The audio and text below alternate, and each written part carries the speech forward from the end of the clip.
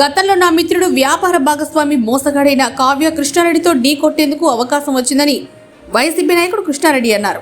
గతంలో తనను మోసం చేసిన కావ్య కృష్ణారెడ్డి మోసమే పెట్టుబడిగా ఈ స్థాయికి ఎదిగాడు. తనకు రావాల్సిన 6,000 రూపాయల బాకీని కాలుతో తన్ని వసూలు చేశానని మీడియా సమావేశంలో వెల్లడించారు. అది ఆయన దాకా పర్లేదు. కావ్య కృష్ణారెడ్డి ఏందో, కావ్య కృష్ణారెడ్డి నాయన ఏందో, కావ్య కృష్ణారెడ్డి బావ ఏందో, కావ్య కృష్ణ అన్న ఏందో, కావ్య కృష్ణారెడ్డి తమ్ముడు ఏలూరులో ఉండే వాడేందో అందరికీ తెలుసు. వాళ్ళ జాతకాలు ఏందో, వాళ్ళ పుట్టుపోతలు ఏందో. వాడి దగ్గర నా బంధువాడు, దగ్గర చాలా బంధువు నాకు వాడు.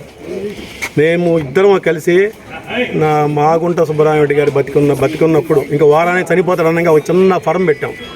ఆ ఫరంకి 3,300 కలెక్షన్ చేసుకున్నాడు. మేము ఇద్దరం కావాల వరకే అనుకొని దిగాం. ఒక చిన్న వ్యాపారం దిగామా. కావాల వరకు గ్లోబల్ అగ్రోఫామ్ అని ఒక ఇండస్ట్రీస్ పెట్టాం. చిన్న ఫరం పెట్టి 3,200 ఒక టోకన్లా కలెక్ట్ చేసుకునేవాళ్ళం. గొర్రెల పెంపకం అయ్యా, 10 ఏళ్ళ గొర్రెలు ఇస్తామని.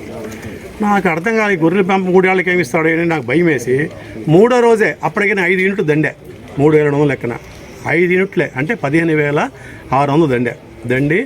ఓహో, ఇదేదో తేడా ఉందరా. కావల్లో గ్లోబల్ అగ్రోఫామ్ ఇండస్ట్రీస్ అని పెట్టాడు కావల్లో. సేమ్ డే నైటు ఏలూరు వెళ్ళి వాళ్ళ తమ్ముడు వాడు కలిసి ఒక ప్రెస్ యూనిట్లో కూర్చొని గ్లోబల్ అగ్రోఫామ్ ఇండస్ట్రీ ప్రైవేట్ లిమిటెడ్ అని పెట్టాడు. కార్డు కావాలకు వచ్చేసింది, ఇన్విటేషన్ కార్డు. ఇదేందో నాయన అనుకొని చూస్తే వాడి జాతకు నాయన డైవర్ట్ అయిపోయాడు. వెంటనే ప్రెస్ మీట్ ఇచ్చి నాకు ఈ ఫరంకి సంబంధం లేదు అని ఆ 15,000 అందరికి పనిచేశాను. నేను ఎప్పుడు తీసుకుని పనిచేశాను. అండ్ దెన్ పొలం కొన్నాం. అప్పట్లో 90 ఎకరం కొన్నాం. ఇద్దరం కలిసే కొన్నాం. గుంటూరు వాళ్ళతో కొన్నాం, స్పిన్నింగ్ మిల్ కొన్నాం. కొని 3 నెలల కల్లా దాన్ని నేను బయటకు వచ్చాం కానీ వాడు అమ్మేసుకున్నాడు. వాడికి అయిపోయింది. గోల్డ్ చంద్ర వాడు కొన్నాడు. మా ఫ్రెండే కొనింది. అయిపోయిందా.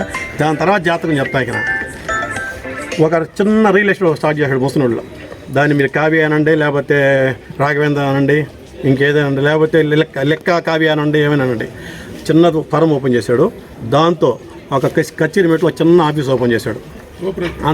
కోపట కాలనీలో. అంతవరకు బాగానే ఉన్నాం, అంతవరకు ఫ్రెండ్గా ఉన్నాడు. దాని తర్వాత ఈ తెలంగాణ భాషలో పత్తాలు అంటే పేకాట ఆడించడం, ఎదవ ఆలోచనలతో ఉండి చిన్న నాయకుల్ని పేర్లు కూడా చెప్పమంటే చిన్న నాయకుల్ని రామానాయుడు గారిని, యానాశెట్టి గారిని, ఇంకిద్దరు నాయకుల్ని, అప్పట్లో కాంగ్రెస్ నాయకుల్ని పిలిపించి నైట్ అంతా జాగారం చేసేవాడు. గేమ్ ఆడిచ్చేవాడు. ఆడేవాడు కాదు, ఆడిచ్చేవాడు. ఆడేది వేరే, డబ్బులు పోతాయి. ఆడిచ్చేవాడు. అయిపోయిందా. చిన్నగా లేవొట్టేసుకున్నాడు.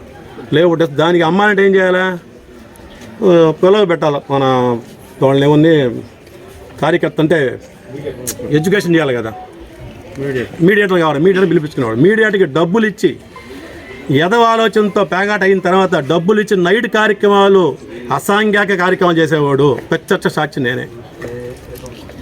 ఏందిరా ఇది ఎటు పోతున్నాను అంటే, రే మా నీ తెలియదు, మా డబ్బులు సంపాదించగమ్ముడు అనేవాడు. ఇంకంతే. ఇంకా అప్పుడు మిస్ అయిపోయాం. ఆ రోజులు నాకు 6,000 బాకీ వాడు. 6,000 నేను చెప్పేది ఎప్పుడు సంగతి, వాడి బతుకు సంగతి. 6,000 బాకీ అయితే ఇదే యానాసి సంగట్లో ఇదే రామానాయుడు ముందు ఎగిస్తన్ని 6,000 దండుకున్న వ్యక్తి నేను. ఇప్పుడు కూడా రామానాయుడు ఉన్నాడు, పిలిపిస్తా.